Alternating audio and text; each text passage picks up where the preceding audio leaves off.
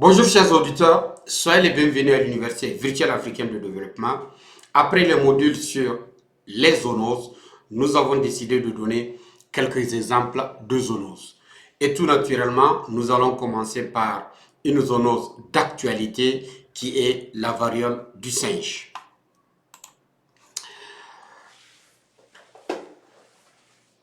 Donc pour cela, je vous propose le plan suivant. Un plan simple qui est celui d'un cours de pathologie infectieuse. Tout naturellement, nous allons commencer par une introduction, puis nous parlons de l'étiologie, de l'historique, de l'épidémiologie, de la symptomatologie, de la prise en charge médicale et enfin de la prévention selon une approche One Health. Il faut dire que la variole du singe ou monkeypox est une zoonose émergente. C'est aussi une zoonose d'actualité.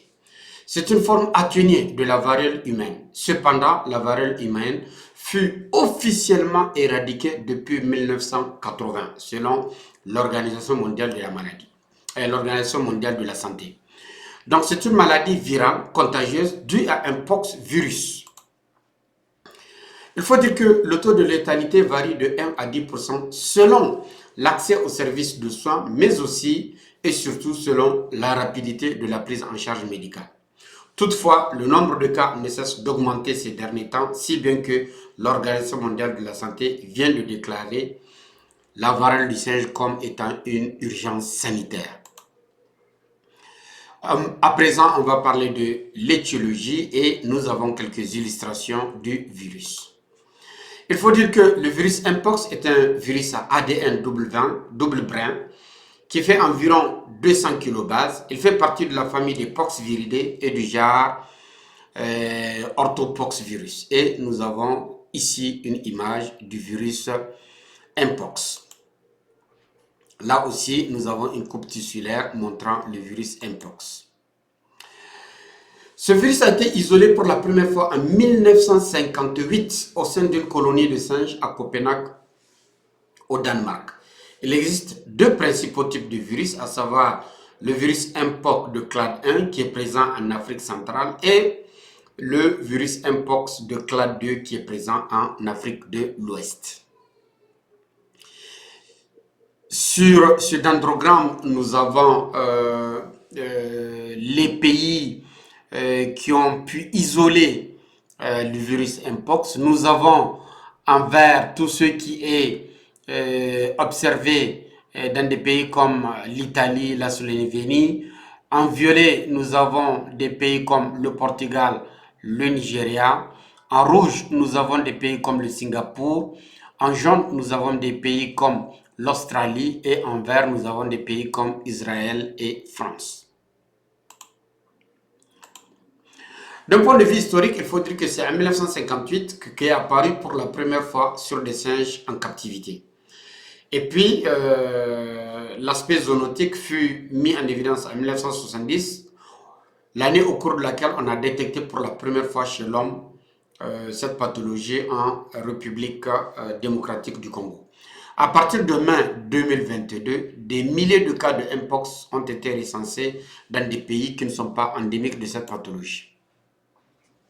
Il faut dire que la propagation géographique de Mpox s'est étendue au-delà des forêts d'Afrique centrale vers des zones de savane ou des zones urbaines jusqu'à d'autres parties du monde où les cas ont été rapportés. C'est ainsi que on a déclaré le Mpox, ou plutôt des cas de variole du singe au Nigeria, au Portugal, en Angleterre, en Italie, pour ne citer que cela. À présent, parlons de l'épidémiologie. En ce qui concerne l'épidémiologie, il faut dire que les hôtes naturels sont le singe, l'écureuil, mais aussi les souris. L'homme est le plus souvent infecté en contact avec le sang, on parle d'infection initiale. Mais au-delà du sang, c'est aussi tous les autres liquides biologiques qui peuvent constituer des sources de contamination. Et enfin, on peut avoir une infection secondaire interhumaine grâce à des contacts directs ou des contacts indirects. Nous reviendrons plus amplement lorsque nous allons parler du mode de transmission. Donc tout naturellement, comme je le disais, la transmission du virus Mpox se fait par contact direct avec les animaux qui sont infectés, mais aussi et surtout par contact indirect avec les lésions cutanées, avec les fluides biologiques, avec les matériaux contaminés tels que les litières, les surfaces ou les gouttelettes respiratoires d'une personne infectée. À présent, parlons de l'épidémiologie analytique, autrement dit des facteurs de risque. Il faut dire que parmi les premiers facteurs, il y a l'éradication de la variole humaine en 1980. En effet, l'arrêt de la vaccination contre la variole humaine, du fait de son éradication, a entraîné une baisse de l'immunité des populations vaccinées. En effet, il y a une immunité croisée entre la variole du singe et la variole humaine. Et cette vaccination de la variole humaine entraîne une protection d'au moins 80% de la variole du singe. Donc, on peut dire que l'arrêt de la vaccination de la variole humaine a été un facteur qui a déclenché ou un facteur qui était à l'origine de cette expansion. Le deuxième facteur, ce sont les voyages internationaux. En effet, aujourd'hui, en 24 heures, un patient qui est en incubation peut quitter par avion une zone infectée pour se retrouver dans une zone non infectée comme le Niger, comme les États-Unis, comme l'Europe, comme la Chine, comme l'Inde, comme la Russie. Et cela a été illustré avec la pandémie du SARS-CoV-2 où les voyages internationaux ont fait que rapidement le virus se retrouvait de la Chine en Europe, plus précisément en Italie, afin de s'éminer vers d'autres contrées. En dehors des voyages internationaux, il y a aussi le transport des animaux contaminés, particulièrement les singes qui peuvent être malades, mais aussi et surtout qui peuvent être des porteurs sains ou des porteurs précoces. Les porteurs précoces, ça veut dire qu'ils sont en incubation, et puis les porteurs sains, c'est ceux qui seront malades dans un délai qui est relativement très long.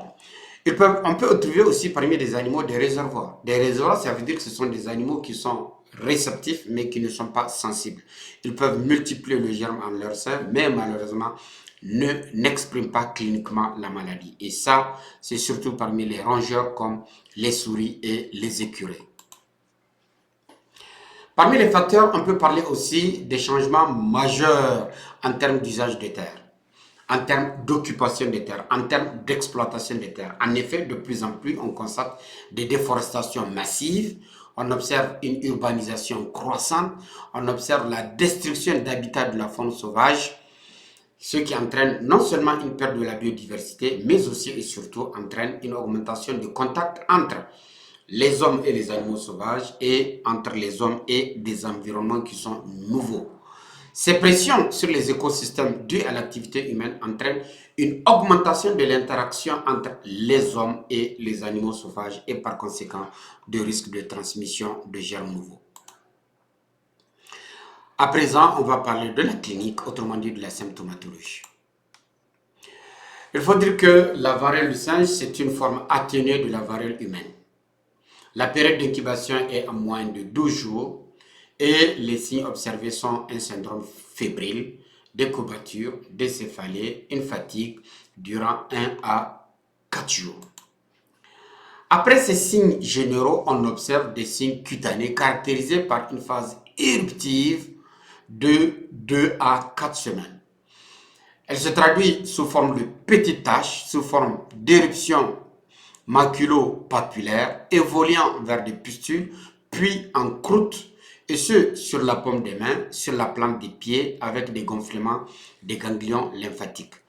Les symptômes durent environ 2 à 4 semaines et la maladie guérit le plus souvent spontanément. Toutefois, on peut observer des complications dues à des surinfections cutanées, à des septicémies, à des encéphalites ou bien à des atteintes cornéennes. Elles peuvent mener à des formes graves qui, elles, sont mortelles. Donc, en un mot, quand il y a des complications, quand il y a des surinfections, cela peut être mortel par rapport à la forme classique qui, elle, le plus souvent est bénigne. Il faut dire que l'épidémie qui s'est vue depuis mai 2022 en Europe a montré une éruption cutanée plus focalisée dans des zones génitales ou périgénitales.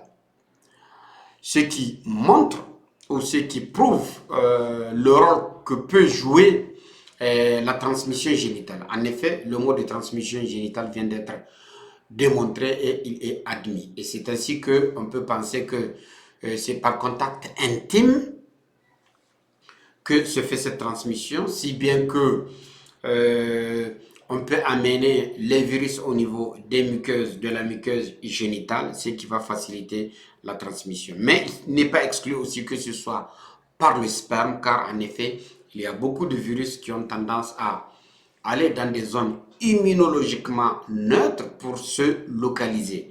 Les zones immunologiquement neutres de l'organisme, c'est des zones comme l'épididyme, c'est des zones comme la chambre antérieure de l'œil.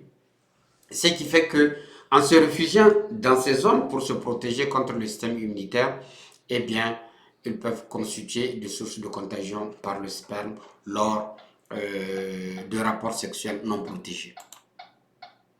Parlons à présent du diagnostic.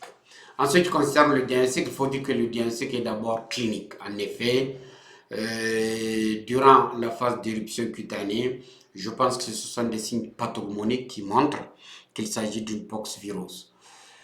D'un point de vue biologique, les virus peuvent être mis en évidence grâce à une RT-PCR et les prélèvements qui sont faits sont le plus souvent des écouvillons oropharyngés ou bien des écouvillons au niveau des pustules pour prélever le virus. En ce qui concerne la prise en charge, il faut dire que c'est une pathologie virale, il n'y a pas un traitement étiologique, ce sont des traitements de soutien, entre autres des antipyrétiques, des infectieux pour limiter les infections et surtout de la perfusion. À présent, parlons de la prévention et nous osons espérer que tout le monde comprendra l'intérêt de la mise en place d'une approche One Health pour faire face à la variole du singe. Dans les zones endémiques, particulièrement en Afrique, dans des zones comme le RDC Congo, comme Centrafrique, comme le Gabon, la principale stratégie de la prévention de la variole du singe consiste à limiter les interactions entre les hommes et la faune sauvage. Donc pour cela, il faut sensibiliser contre les facteurs de risque. Il faudrait qu'il y ait des flyers qui montrent comment se fait la transmission, qu'elle soit directe ou indirecte. Il faudrait qu'il y ait des informations sur la maladie en montrant que c'est une zoonose. Il faudrait interdire la chasse, particulièrement dans ces régions de l'Afrique équatoriale comme la Centrafrique, comme le Cameroun, comme le Congo. Les gens apprécient beaucoup ce qu'on appelle la viande de brousse, qui le plus souvent peut constituer une source de contagion. Il y a un mets très spécial en RDC, plutôt en Centrafrique, qui s'appelle le kindagozo, qui est fait avec la chenille, de la pâte d'arachide et puis de la viande de brousse, en particulier la tête du singe. Il faudrait aussi contrôler les marchés de vente des animaux de brousse. Il faut lutter contre la pauvreté parce que c'est la pauvreté qui conduit à la chasse et à la cueillette. Mais aussi, il faut faire une vaccination avec le vaccin antivariceux qui provoque cette immunisation croisée. Donc ça, c'est l'exemple de flyer qui permet de présenter la maladie, qui permet de savoir ce que c'est, qui permet d'expliquer le mode de transmission, mais aussi et surtout qui permet de montrer les signes cliniques. Cette flyer a aussi l'avantage même de présenter des données épidémiologiques. Donc en conclusion, nous dirons que l'identification rapide des cas, en particulier des cas incidents, et la surveillance sont indispensables à la réduction des risques de transmission de la variole du singe. Donc, en webographie, nous avons des sources qui nous ont permis de faire cette présentation et nous vous remercions infiniment de votre écoute. Donc, nous sommes au terme de cette présentation et nous osons espérer qu'elle permettra d'illustrer un exemple de zoonose selvatique, mais aussi de mammozoonose et surtout d'une zoonose qui est émergente, avec l'espoir que vous allez suivre les autres modules qui porteront sur d'autres exemples de zoonose. Sur ce, je vous remercie et à la prochaine fois.